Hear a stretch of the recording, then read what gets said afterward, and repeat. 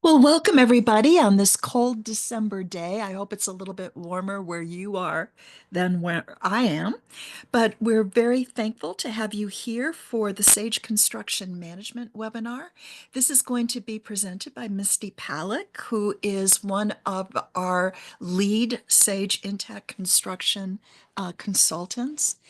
She's a industry veteran, and if you've been to a tug meeting, you might have seen her there. She's also published a lot of articles and has been doing a lot of webinars for our team, which we're very thankful for. Today, I just wanted to go through some brief housekeeping before I turn it over to Misty. We are offering CPE credit for participation in this webinar. But in order to qualify for CP credit, you must answer all poll questions. So there will be 4 poll questions that come up during the course of the webinar. Please answer them all. If you have any questions, please use the Q&A function and don't be shy. We would love to have an opportunity to address anything that is top of mind for you. So please seek that out in the little control panel and use that if you have a question. Following the webinar, you will get at least 1, if not 2 emails. The first one will be from me, and it will contain a copy of the slides, a recording of this webinar, and a link to a short survey. And we ask that you please allow 48 hours to receive that.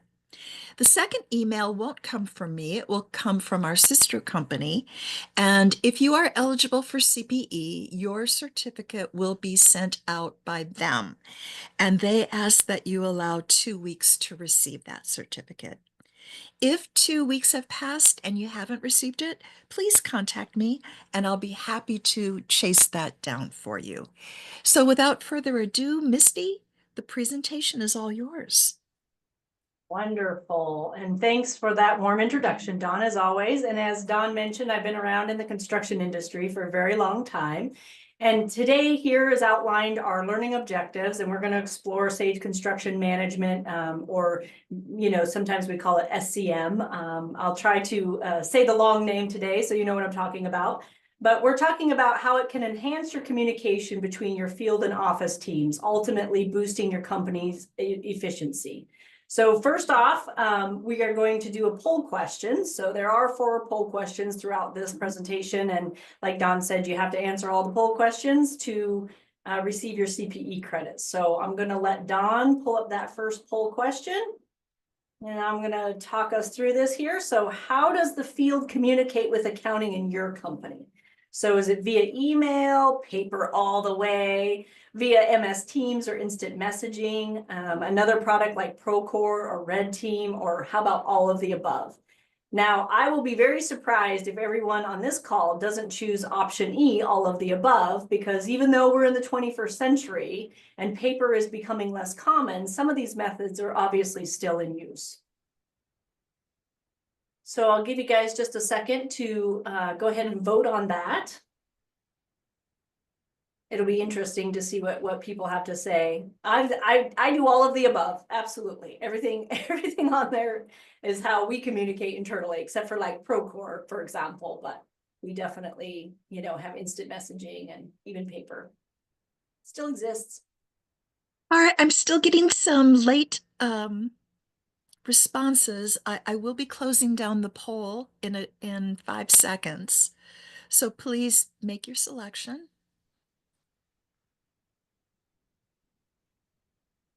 Sure. And I'm Countdown. ending the poll. Misty, it's pretty much a dead heat. 50-50 between via email and all of the above. Okay, cool. That's good to know. So now that we know the different ways that your field is communicating with you, let's talk about what Sage Construction Management is. And listen, I'm not here to read you slides today because I think you can all read, but as you can see here, Sage Construction Management is a comprehensive project management cloud-based platform that provides centralized data, enhancing the communication, obviously, between your field and office, and it keeps financial integrity by only having one source of truth. So no more duplicative data entry through the integration with Sage Construction Management in a product like Sage Intacct Construction. So Sage Construction Management, for a little history, was previously called CoreCon, and Sage bought them in 2023. They updated their user interface, and now we have a complete project management platform that fully integrates with Sage Intacct Construction. And CoreCon has been around for about 25 years, so it is not new to the industry. It's a very well-developed product, has all the bugs worked out. And now the things that Sage is adding is just, better user interface, some new technology that wasn't there before. So let's see what Sage Construction Management is good for in our industry. Okay, so as you can see on our list, Sage Construction Management could be used in a variety of sectors within the industry, from general contractors to specialty subcontractors to developers, engineers, architects, and so on. So anyone that really needs better project management, operational software could benefit from Sage Construction Management. I've even been seeing some interesting companies using it, more on the design build side, who, they need good project management, but not in the same way that, say, a general contractor does. So the one thing you won't see on this list is utility and heavy construction. And the reason is that Sage Construction Management is really not a good fit for those larger clients that do complex billings. However, those companies typically have their own products that are specific to their industry that they use. So they're not left out, but Sage Construction Management is a really good fit for these industry sectors. Okay, it's time for our second poll question already. I promise not to PowerPoint you to death today either. So Don, if you'll pop up that poll question. Which of the following best describes how Sage Construction Management supports field and office communication? So there's no wrong answer here, but it would be interesting to get everybody's feedback as to, is it by relying on physical paperwork transfers of the field guys giving you their timesheets, and then that information is getting entered into Sage Construction Management? Is it through real-time updates, digital work orders, mobile functionalities? So they're doing those time cards on their phone, and then they're automatically coming into Sage Construction Management. Are they limiting communication to weekly emails that maybe you only get this information once a week, or by scheduling daily in-person check-ins with all team members? So there's no wrong answer here, but what we're trying to gauge is, how involved is your communication with the field to the accounting backbone of the organization? So I'll give you guys just a second to think about this answer here. And you'll notice I'm wearing my green sweater today. Dawn and I were talking about the holidays coming up, and I should have worn an ugly sweater today, but I didn't. But you get a green sweater. All right, I think we have all of the answers that we're going to get. And the majority of people picked the second option through real-time updates, digital work orders, and mobile functionality. And then we had 10% and 10% with by relying on physical paperwork and transfers, and again 10% on by scheduling daily in-person check-ins with all the team members. Which I recommend, the last one, I really recommend that, with your team. It's really good to keep that communication gate open, right? Okay, so now that we know a little bit more about Sage Construction Management and how it supports field and office communication, I'm going to go over the integration mapping so you can visually see all the things that Sage Construction Management can do.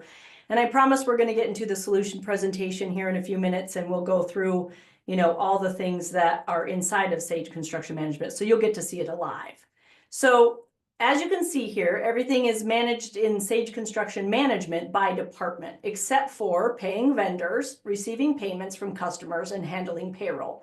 So you can see some things down here as Sage Intacct System, and we're going to get to that point here in just a minute. But these tasks are organized by department, typically found in construction companies: estimating, project management, and field staff, and then finally accounting department, which is the backbone of the other two. So you can see that, while you may not need every feature inside of Sage Construction Management, say you just need it for accounts payable or time cards, you get the whole package when you purchase a product like Sage Construction Manager, and then it's just tailored to suit your company's specific needs. So you don't have to worry about, oh, I have separate modules and I only need this piece of the puzzle or that piece of the puzzle. It's also very reasonably priced, especially when you compare it to major competitors like Procore. It is a similar product to Procore, but the pricing is much more favorable, I think, in my opinion. But it does a lot of the same functionality. But you have to realize that you're getting the whole package for the price that you purchase it for. It's not just one piece and then you get another piece for another price and all of that. So also, Sage Construction Management can be a standalone product, so you don't have to integrate it with your accounting software if that's not what you choose to do.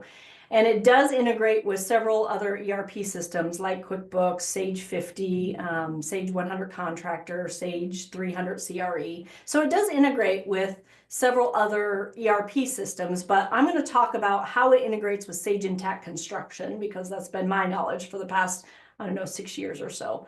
So we're going to go through the integration maps and just kind of talk through that real quick here. So, So, Misty, we have a question. sure, go And ahead. yeah, Chris would like to know if Sage Construction Management can integrate with Procore. Well, it's an interesting question because I actually have a client that has both. And they use Procore for the accounts payable because they like it. It's very easy to use. And not that Sage Construction Management isn't, it's just that they've always used Procore. And so their people are very used to it, but they don't want to run their contracts through there because that's the pricing model of Procore, is they actually get charged based on the revenue that they run through Procore. And so yes, I mean, you could have both, absolutely, but they too do not talk to each other because they're very similar products, and you're going to see that today. It's real project management. It does all the same functionality as Procore would do. But I do have companies that have both because Sage Construction Management is a lot less expensive and does contracts very well. And so some of these companies, they might have Sage Intacct, for example, and Procore doesn't all the way integrate into Intacct as of yet, but Sage Construction Management does. So we have project contracts turned on and we have AIA billings turned on, and Procore is still working through that process and the integration. So great question. So you could have both. I don't know why you would. I guess is the answer to the real answer to the question is I would choose one over the other so that there's no confusion. So you can see here on my integration overview that there are a few bidirectional touch points between Sage Intacct Construction and Sage Construction Management.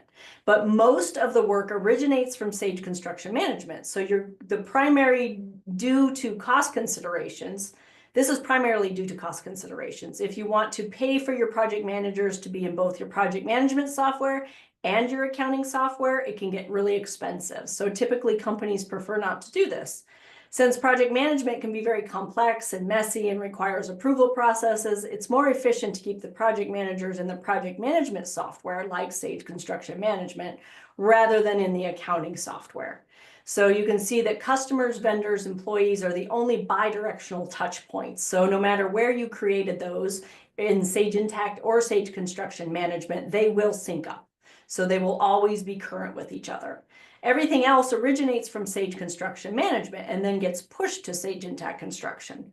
So you can see, like all our awarded projects and approved client contracts, and this is the part that Procore hasn't figured out yet, but Sage Construction Management has it. So all of these things get created over in Sage Construction Management. They get pushed to Sage Intacct. Change management is the same way on the prime side, on the owner side. So let's take a look at the second page real quick here. So you can see prime invoices are generated in Sage Construction Management, and so is all your procurement. So all your purchase orders, bills, subcontracts, subcontract change orders, sub invoices, they're all coming into Sage Construction Management, getting routed for approval and getting taken care of over on that side. And then anything that's approved, only approved, actually gets pushed to Sage Intacct. And then you'll see down here on the bottom, to mention it again, that you can't pay bills out of Sage Construction Management, like actual cut checks or prepare a notcha file for ACH. And you can't receive money from a customer through Sage Construction Management. That's all done in Intact and then pushed back to Sage Construction Management. So if you were looking at an AP bill and it had been paid, you would be able to see that paid transaction information, but it came from Sage Intact. So it might say check number, this date, for this amount. You probably wouldn't be able to see a copy of the check or anything, but you would be able to see that it had been paid. And that's because it's coming from Sage Intacct Construction to Construction Management, that those data points touch. And the same with customer payments, so if you sent out an invoice on the AR side to a customer through Sage Construction Management and it got paid, you would mark it as paid in Intact, and then it would get pushed to Sage Construction Management. And then there's always those ERP job costs. And what that means is it might be a credit card transaction or a labor distribution or some kind of other costs that need to get allocated to the jobs, but it's not going to be done in Sage Construction Management because it's an accounting function. So that accounting function happens in the accounting software like Sage Intacct and then gets pushed to Sage Construction Management. Now this integration is, wide open as far as I can see. So if you were looking at an integration map for Sage 100 Contractor or Sage 300 CRE, it would be radically different. It is very limited as to what is flowing back and forth. And so my opinion of that is that Intact is the future, and Sage gets it too. So we're going to the cloud, and as you're going to see in the presentation, that Sage Construction Management is cloud-based software. So you log into a website to access it. Any questions so far out there, Dawn? No, Okay. no. Awesome. I was going to say, you can go ahead and throw up the third poll question if you don't mind, please. So this is a big one in our industry anyway. So do you ever pay vendors accidentally with expired certificates of insurance? Sometimes, all the time, and I really hope the answer is never. I really do. Vendor compliance is crucial for many companies in our industry. So it's essential to avoid paying a vendor with an expired certificate of insurance or missing pre-qualification documents or even lien waivers from previous payments. These are all vendor compliance issues, and during the solution presentation, you'll see that Sage Construction Management includes this vendor compliance feature that syncs with Sage Intacct. So as you're paying your vendors out of Sage Intacct, you won't accidentally pay a vendor that has an expired certificate of insurance. Now, the data is only good as coming in, right? So if you didn't update it in Sage Construction Management, obviously the system's not going to catch it. I always say garbage in, garbage out. So what we found is that 60% have never accidentally paid a vendor and 40% sometimes. Okay, so nobody all the time. Yes, Yes. that's correct. Good, I'm glad to hear that. Okay, awesome. So let's pop on over to Sage Construction Management, and I'm gonna pull this up here. And with the power of television here, we're logged into Sage Construction Management, and you'll notice that I'm just using Google Chrome. It is browser agnostic, and it does have a mobile app. So, if you wanted to do a one-on-one presentation with me, then I would be happy to show you that mobile app. But just know that it has a mobile app and it's pretty user-friendly. So when we're logged in here, I'm going to expand this menu for the time being. That always kind of goes back and forth, and I don't want to have it pop up every time. So the home looks kind of boring.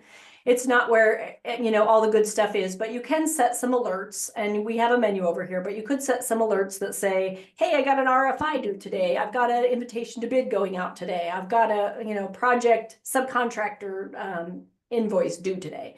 So you could set up these alerts. They are user specific, not global. So whatever alerts you set up are only for you to see.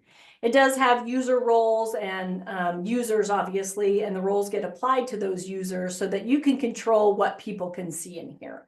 Now, there isn't any payroll information in here, so you're not going to have to, lock down payroll. Whereas if you gave a project manager access to accounting software, you have to lock it down pretty tight so they can't see things that they're not supposed to. And it just depends on how you're syncing up, like a labor distribution over on Sage Intact side, how you're distributing that and locking it down to basically hide the labor underneath the job costs. That's a whole nother conversation. But when you get into Sage Construction Management, you're going to want to build a database of a couple things. So you've got contact management, and these are all your vendors, all your customers, all your employees. So you'll notice that the vendors and the customers are interchangeable. So, you can't really see here, are they a vendor or a customer? It just considers them companies. But there is underneath each one of these, like if we clicked on this, we would be able to tell this is a customer, this is not a vendor. And we could look at, they've got, obviously their billing information. They have general information as to, do they have a government ID? Do they track time within our system? Because they could do that if they wanted to. Are they on a bidders list? Any comments? So this is a real vendor record. We have contacts that we can put in here, and that's important to put in here because you can email right out of the system. Say you want to send a subcontract to this person and have them electronically sign it. Done. You can do that as long as you've added their contact information to the system. Do they have any licenses that need to be tracked? And this you could use in a multitude of ways. It could just be, is it a pre-qualification package? Is it a state license? Whatever kind of license you need to track for this vendor specifically, you could do that. Here's all the insurance information. So this actually flows over to Intact. I don't think there's another ERP system that Sage Construction Management can integrate with that controls this. Even Procore doesn't have this. So the ability to track all of that in your project management software, it's typically done by the project managers or a project coordinator. So they're the ones in the project management software day in and day out, and keeping track of all of these, making sure that we don't pay somebody that has an expired certificate of insurance. You have classification, so that is important for estimating and bidding. You can link files, so you can add, you'll notice that we have, I don't know how much storage here, quite a bit of storage, but you can always buy more storage if you decide you don't have enough. But you could link your W-9 here, or even a copy of the certificate of insurance if you like. So I like to consider each one of these records as a filing cabinet, and then these are the drawers underneath that filing cabinet. And you'll hear me use that analogy throughout my presentation today.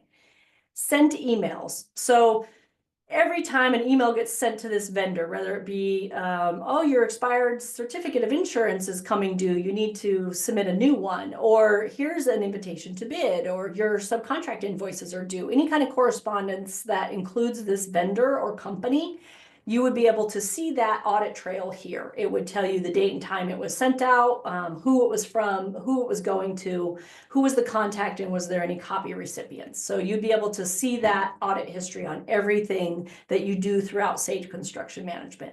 And then you always have this audit history down here to say when was it created and who modified it last. So that's on every record as well, which is very helpful. Like if somebody made a change to a vendor record and somebody else came in and said, wow, what happened here? You would be able to identify who did that. So, and you can, limit some permissions, obviously, using the role functionality. Like if you didn't want project managers to be setting up companies, because sometimes they forget to look to see if that company already exists and they'll add a duplicate. So, you maybe want to have a little governance on setting up new vendors. So you can control that through the roles. So you're going to set up a contact management database, broke out by companies and then active employees. Now, these employees are in here for a multitude of reasons. First of all, resource management. So you can schedule these employees against jobs. So then you could run some schedules on, overall the projects to go, who has capacity to take on more work? And another reason is they can do time and expenses in here. They can also be aligned with a piece of equipment so that you know who is driving that truck and what is their cost rate for idle and all of that information. So equipment is often treated like an employee. So, you can put time against it. It has cost rates, it has billing rates, it has idle rates. So these employees are in here for a multitude of reasons, and they're used in a multitude of ways that you're going to see today. So coming back to contact management, you can see you've got some checkups here, changes in the past 7 days, just so you can kind of, quickly look at your company and go, what happened here? Then the second thing is the cost database. And so this is kind of broke up into a few areas. We have equipment items, labor items, work items, and equipment items are obviously equipment. And, this could be broad. It could be, we've got grouting equipment to a drill rig or a crane or a truck, however you want to set up those pieces of equipment.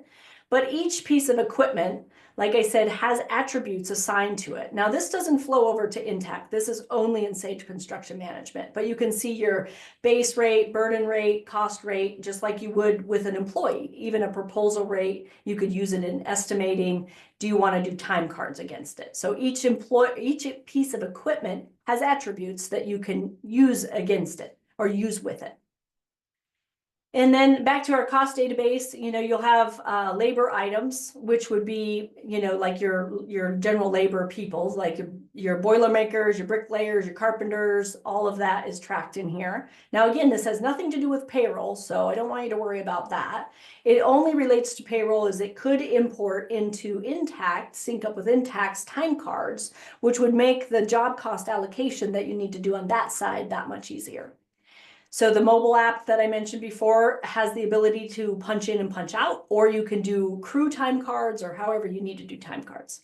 And then the work items are actual items. Now, this doesn't touch inventory. This isn't inventory, but these are items that you could use against a time card, or if you wanted to use it against an estimate to say, yeah, I have 700 switch boxes, for example. It's going to have a cost rate, and you can do bulk updates to this cost table if you want to, like say once a year, your vendors come back and say, here's our new price list for the year. You could do that. But again, this has nothing to do with inventory. It's not going to check parts and pieces out of inventory. It's just for estimating and projecting costs. Okay, now to the real star of the show is actually has to do with leads. And so when a construction company is bidding on jobs, you can see here we have 5 active leads and 7 inactive leads. There are things that should be kept track of to know, how many bids we have out right now. And if all these bids come to fruition and then we get awarded these bids, are we going to have the resources to do the work? So that's something you should always consider as a company, how are you looking at that information now?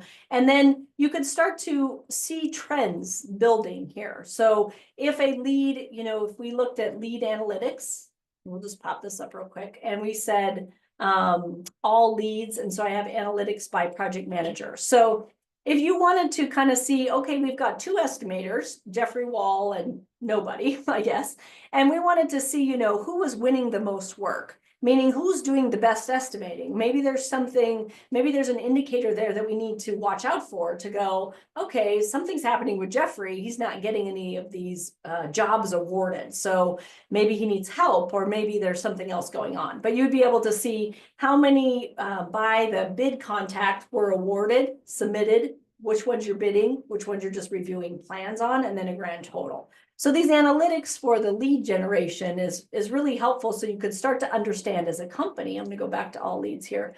You could start to understand as a company, how you're doing on your bidding process. What is happening over there? And then we do have an upcoming leads calendar, if maybe you're bidding on federal funded projects and you have to, align the bids to be submitted on a certain day because, preparing a proposal and estimating, and actually my career started in estimating for a bridge contractor, and I miss those days. I really loved estimating. It's very close to my heart, and I'm very excited about the estimating in here because it does a really good job of identifying vendors and doing an invitation to bid, which we're going to get to. But if we looked at one of these leads in particular, so I'm going to look at the Fremont warehouse. Now, this is just a lead. It's not a project yet. I can convert it into a project, which I'm going to show you in a little bit. But you'll notice, if you think about the file cabinet analogy again, you'll notice that this is one project at a time. I'm looking at Fremont warehouse. I'm in that leads filing cabinet. So I can see the stage. This would be kind of a general piece of paper I might pull out of the filing cabinet in the top drawer that says, here's the information about the job. Here's the stage that it's in. So you can control these stages, which helps you with your reporting to say, oh yeah, we've got this job. And that helps the analytics decide, did we get this job? Was it awarded? If it wasn't awarded, why was it not awarded? So it just helps you keep track of your leads and what you're bidding on and how it's getting bid and who's bidding on it and all that information. So I have some favorites in my quick links. I also have some general information, which is, like what currency it's in, what stage it's in, what kind of classifications do I want to align with this lead? This is a warehouse department operations, which also flows over to Intact, which is really nice. Bid due date, time, plan information, plan room information, the lead estimate date. So, like when you thought this work might start, when it would end. And then you do have some total lead record stats. I'm not going to click on that because I didn't find it too useful. There's not a lot of information in this demo environment. So when you have a lead like this, I'm going to go back to my lead list, and I'm going to click back here to the home page.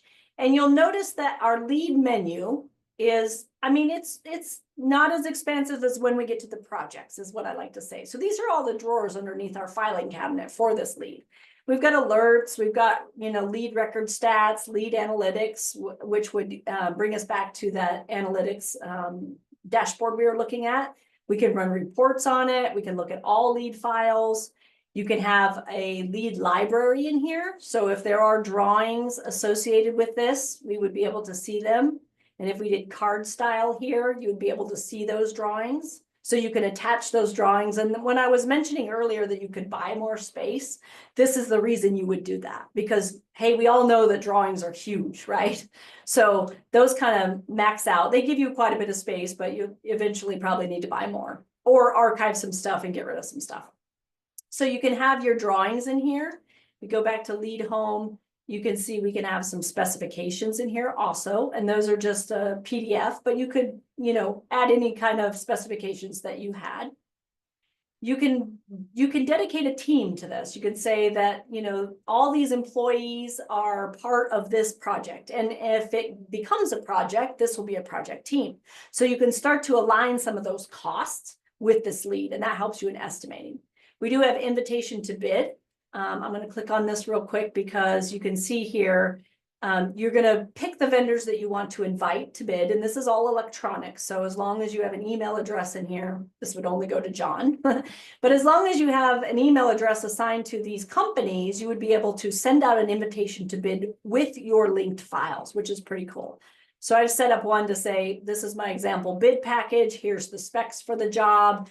Here's my general message. You only get one chance to create this message, and then you have to create a new one.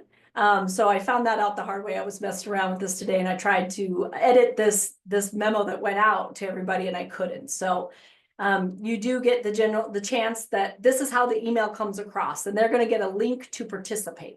And what that link to participate is, it would come in here to say, I can submit my bid to you through Sage Construction Management, which does a lot of cool stuff. So when a vendor submits a bid through Sage Construction Management on an invitation to bid, what it does is it adds to your estimate. So if you had a concrete, vendor that you invited to bid, and they bid $100,000 for their portion of the work, it would add it to your estimate, which is pretty amazing. So you don't have to go out there and figure out who's the lowest bidder and all of that. So it kind of does that for you.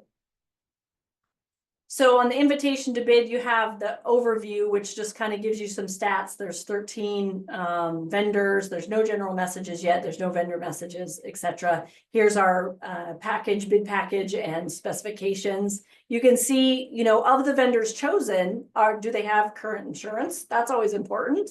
What's the invitation status? Was it emailed or not emailed? And this vendor team link is the link that they get to respond to you. So they get a link, like I said, to submit their bid into your portal under this lead, which is really cool.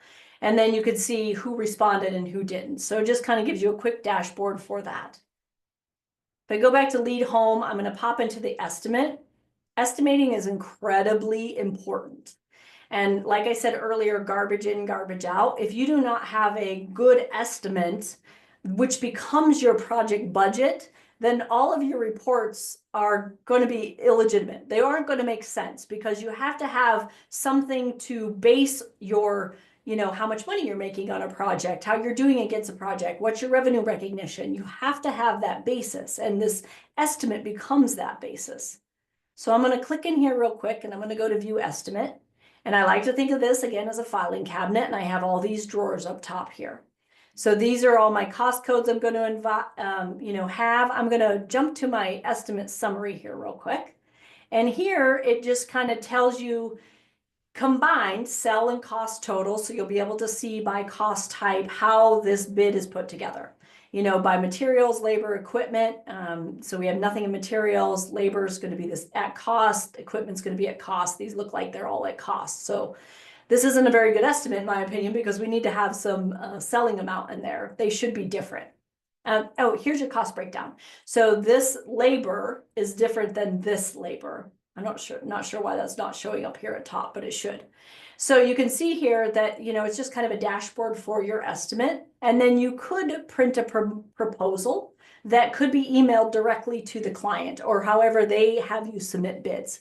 So this is what it looks like. This can be customized for you. So this is an estimate proposal with a schedule of values. And then you'll have some, little bit of terms and conditions at the bottom, just depending on how your customer needs to see that proposal. And that, again, that can be customized to you. And you could email that right out of the system. So we have these group formats and these templates.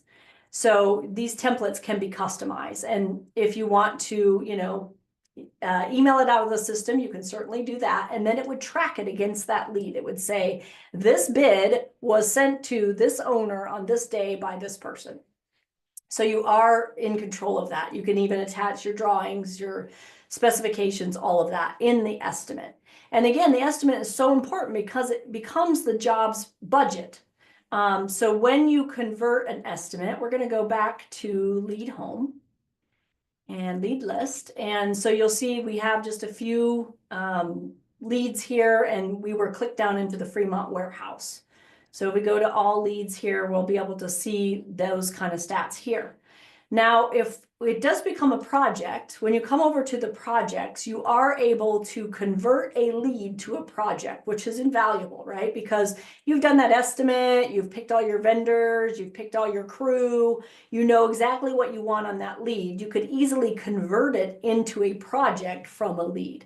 I'm not going to do that today, because it takes some questioning, right? Like you got to fill out some more information. So we're going to pick on this Prime Mart in Wilsonville. And you'll notice this kind of looks the same, right? Like it's a filing cabinet with some drawers. But you'll notice that our project menu is much more expansive. So we not only have general information project library, we also have project team that is assigned. We could see our estimate that was done on this project, easily done.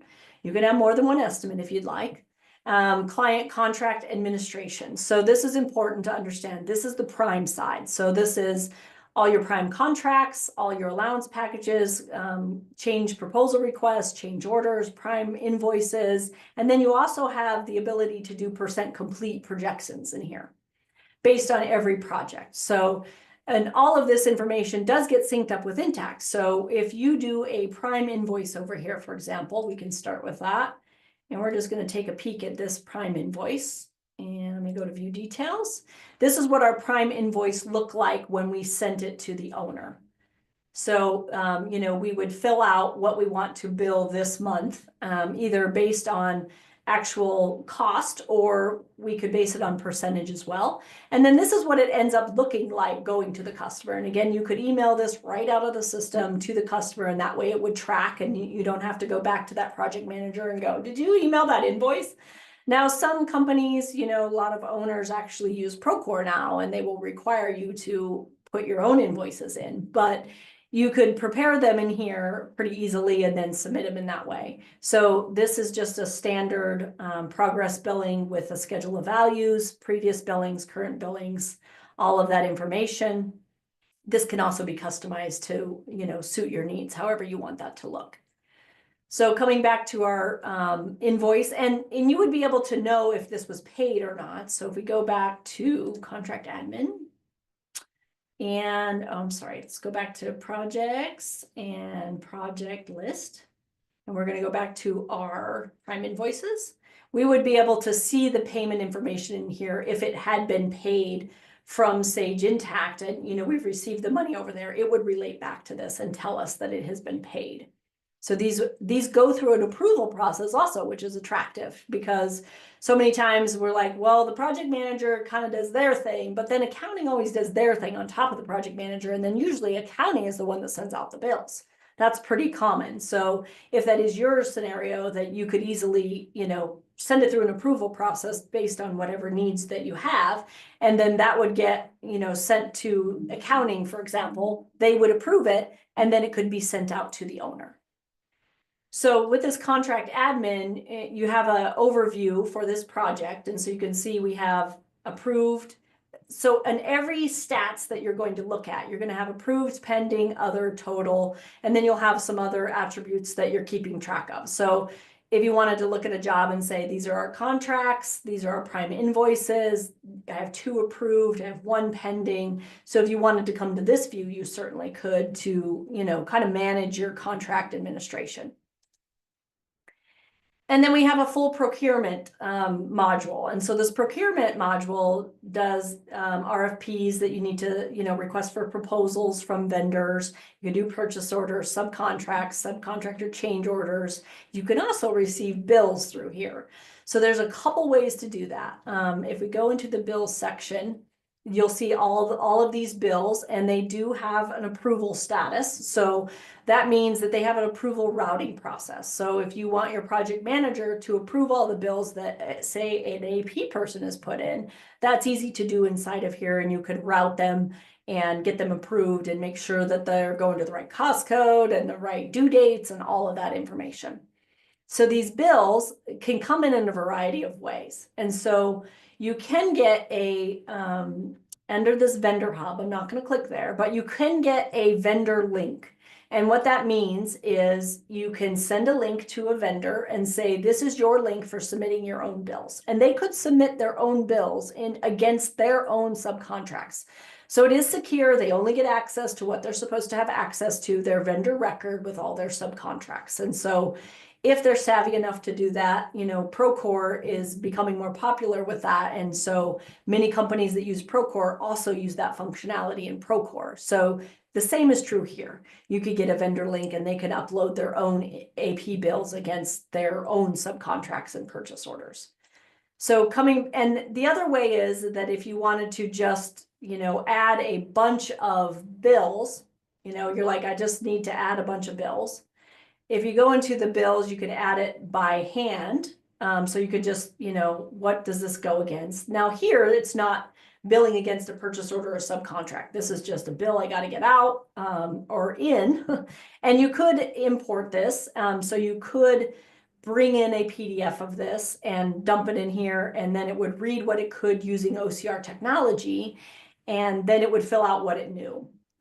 So you can do bills that way also. You can also just add a bunch of bills. So if I go into the vendor hub here, for example, and I say create bills from PDF or image. So you can drag and drop as many bills as you want to in here, and then you're going to process them. So if I say convert this one that I've already imported, it doesn't know what project or prime contract it goes against, and there is nowhere in here to put a subcontract or a change or a purchase order. That's done through a little bit different of a screen because you're attaching to a table. And then, Misty, yeah, could we break to answer a couple of questions? sure. Yeah, that's First fine. question is the billing form AIA G702? Oh, And okay. are there multiple formats for invoices that are client specific? Great question. And I always like to say this, that Sage does not have a contract with the AIA. So we can't call this a G702 or 703, but it's very similar, right? We don't have that verbiage down here that says this is an AIA certified document, because that only comes from the AIA. Like, you have to have a subscription to their services to use that format. So if you do have a subscription to them, and you could customize this to be similar to The G702 and 703, you could put that verbiage there if it's necessary. But typically, like I said, Sage doesn't have an agreement with them, so we can't use that particular verbiage, but it does replicate basically a G702 and 703. Good question. And then the other answer was, is there other kinds of billing formats? Absolutely. There's a lot of different kinds of, and this could be customized as well. Sorry, let's go back to my projects here. And if I go back into this one, and if you look at the prime invoices and say we were going to print this one, there are a couple different templates already in here. So we've got items summarized by job code, job cost code. So we do have some formats there. And then what kind of template do we want to use? So maybe this simple template would be actually like a quick time and materials billing, because you're always going to have a contract though that you're going to bill against, even if it's simplistic. So this will take just a minute, but you're always going to have a contract. You have to have a contract to actually get it to sync up with Intact also, because it wants a contract. So that is kind of an interesting topic, because if you don't know that contract information right off the bat, but you want that job in Intact so people can charge time against it, so people can transact against it, then you will have to create a contract, even if it's for a dollar amount, just $1, and get it to sync up to Intact. So that is kind of a unique feature, and it's taking longer than I wanted And another question came in. to. Are there costs to subcontractors for submitting their bills? And does Great it question. show items by schedule of values detail? Awesome question. Yes. The answer is they do not get a charge for submitting those bills. They're just part of the vendor hub. And I'm actually going to stop this. They're part of the vendor hub. They don't get charged for that. It's your account, and you can have as many different vendors on here that you want. They don't get charged for that. And so when they go to submit their invoices, now I have never I've never been on that other side where I've had to submit my bills. I've only seen it. So when they log in, they're going to see this vendor hub, and they're going to be able to see, they're going to be able to see this link. So they're going to be able to add this against a subcontract. So if they go into a subcontract, for example, they're only going to see their stuff. And I'm not exactly sure what it looks like on the other side of this, but they're going to add a bill against their schedule of values. So this is their schedule of values right here. And they're going to add a bill against this. So they're going to say, I'm billing this much. They're not going to, they can upload a PDF if they want, but they're going to fill out a field that says, how much are you billing this month against these line items? So I don't know if you've ever experienced that with Procore. It works much the same way. Good questions. Awesome. Anything else? Nope. Thank you for answering those. No problem. So coming back to our project real quick here, and I've got to keep track of time. You'll notice that we have a full procurement module. We also have time and expenses. And so I want to reiterate, again, this has nothing to do with payroll. It has to do with just tracking time. They could use Sage Construction Management, and how that benefits you, because if you are doing time and materials billing, you can mark products as, billable. So those could get to a owner billing. And then labor time cards, you can also, mark those as billable. So this is a labor time card, and kind of what it looks like. Again, you can set this up in a multitude of ways. They can clock in and out from their phone. They can do crew time cards, however you want to manage that. But they're going to fill out a little bit of information. They're going to say, is it billable or not? How many hours they work today. But you'll notice that cost and bill rates are over here. And again, this has nothing to do with payroll, but it's a way to track cost against an employee. And the same thing is true with actually equipment. So you can have a base cost, burden cost, total cost, and then a billable rate. So you could use that information to then bill a client, for example, to say, this employee worked this many hours on this job at $37.26, and the total was $149 for the billable amount. So they can do time cards in here. They can also do equipment time cards, much the same way if you want to bill a piece of equipment to a project.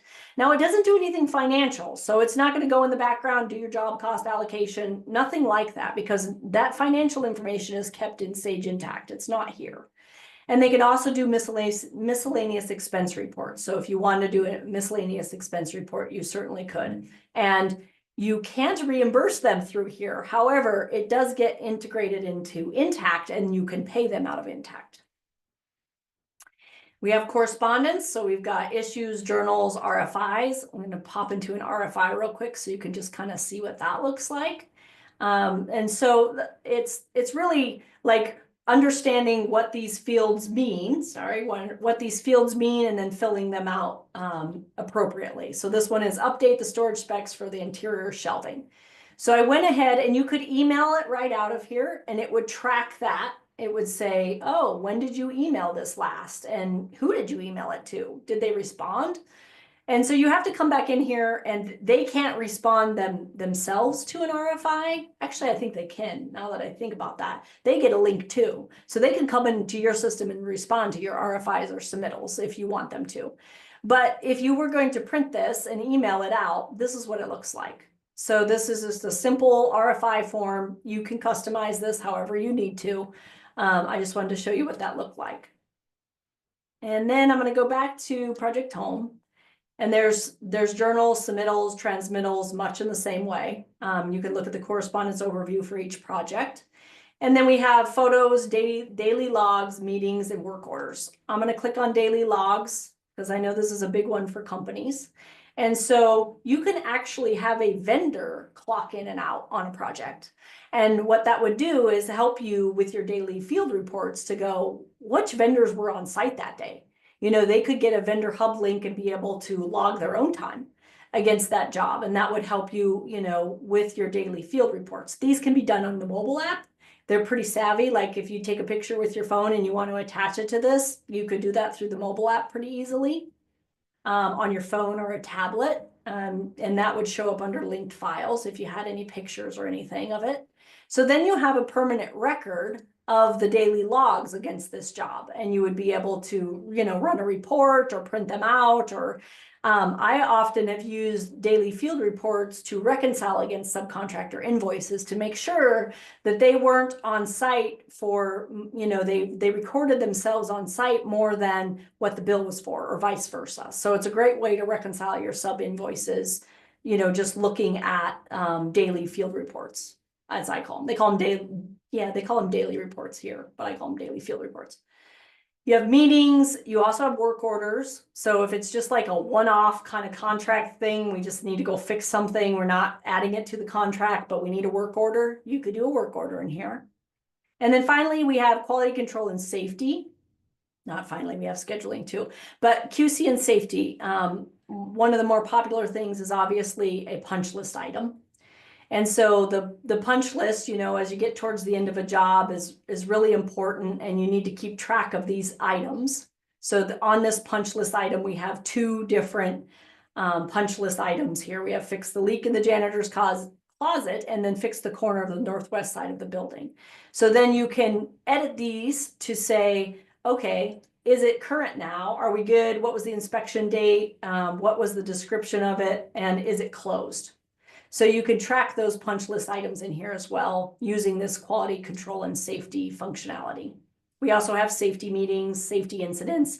And again, I like to think of this as a filing cabinet underneath a job, right? So you're pulling out a punch list item drawer and it has all these punch list items. And then safety incidents could be the same way. So nobody wants safety incidents, but they happen. But all of these things, the more effort you put into this reporting, the better you're going to know about your company. So you can start to spot trends, you can start to spot issues before they happen, so you can be proactive instead of reactive, and just better manage your projects. So you always know what's going on, but it does depend on how much information and effort you're putting into the system as well. It's not magical. It doesn't do anything by itself. You actually have to put effort into it, just as a note. And then finally, we do have schedules. I know I'm going fast. We have a lot to cover today in a short amount of time. The schedules are, you know, really meant for like resource management, I will say. So I'm just gonna click on this active project schedules. And this is gonna pull up. Now, this isn't very, ooh, wow, it's not like that. Because there isn't a schedule built in here. But it does use like a scheduling functionality of, oh, I put this subcontractor in, so it can use predecessors. So it will, track this subcontractor is already aligned with another project until the end of the month. You can't use them on this job. And so you just have to build out these schedules. And in the sample environment, it's not a really good example, but you can get the point here that this is it could be like your schedule of values, and each one is assigned to a vendor, and then that time frame. So you could use it in a multitude of ways. This is all active projects, which is probably a bad example. But if we go back to schedules here, and I wanted actually, I don't think I'm in a project. That's what maybe the problem is. But anyways, it does have schedules. I just want you to say that. So yeah. So you can also have a schedule of just general and project to-dos. So you can see the project to-dos here, and you can get alerts to say, hey, you got to do this thing. It's due today.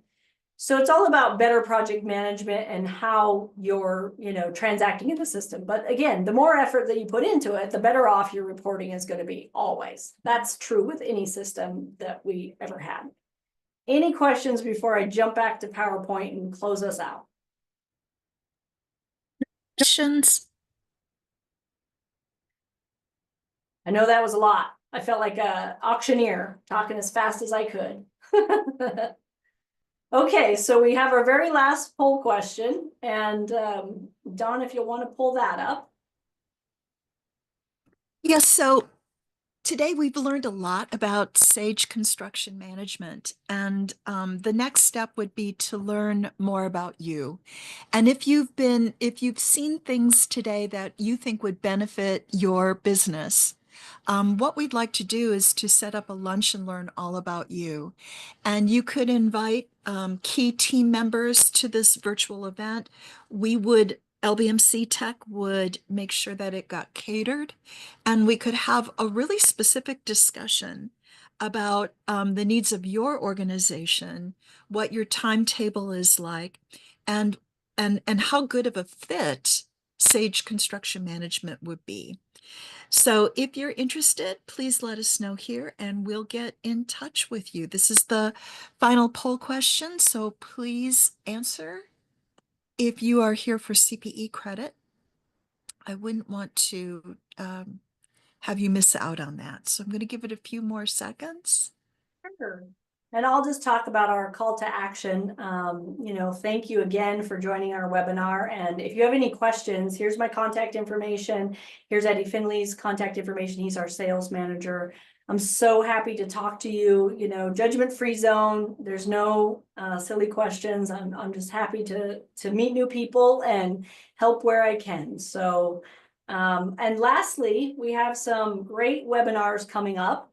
I'm very excited about the 21 days to a new you. So that is 21 short videos to, really show you around in Sage Intacct Construction. And, they say it takes 21 days to make or break a habit. And so that's why we kind of did this in the new year. So that's starting January 2nd. Very excited about that. And then we do have one in January called On-Premise versus Cloud. So we'll be talking all about, like Sage 300 CRE, are you hosting it on someone else's server or your own server? And how Intacct can really, make you more efficient and productive. So awesome. And we will include links to those in our follow-up email. Awesome. Not, excuse me, not to the 21 days to a new you, because that one will be launching live, but I will have a link for registration for on-premise versus cloud. Amazing. Any more Well, questions? no more questions. Misty, thank you so much for taking us through Sage Construction Management today. A lot to learn, just a very feature-rich product, and you really have a mastery of it. Thank you so much to our audience. We really appreciate you carving out an hour of your day, and we hope to see you at a future event. Thank you so much. Thanks, everybody. Take care.